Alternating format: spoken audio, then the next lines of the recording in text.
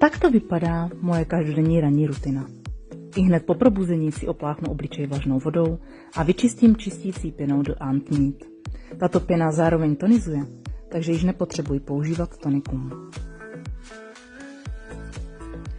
Po vyčištění je pleť připravená na péči.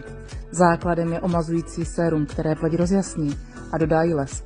Toto sérum od The Ant Meet zvyšuje produkci kolagenu a používám ho vždy ráno a večer. Je to skvělý podklad pod krém. Také nezapomínám na oční okolí, které je potřeba hydratovat a zamezit tak tmavým kruhům pod očima.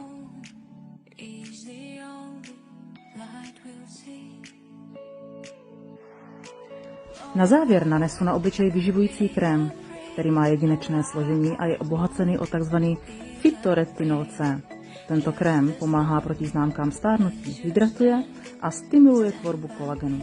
Používám ho každé ráno i večer.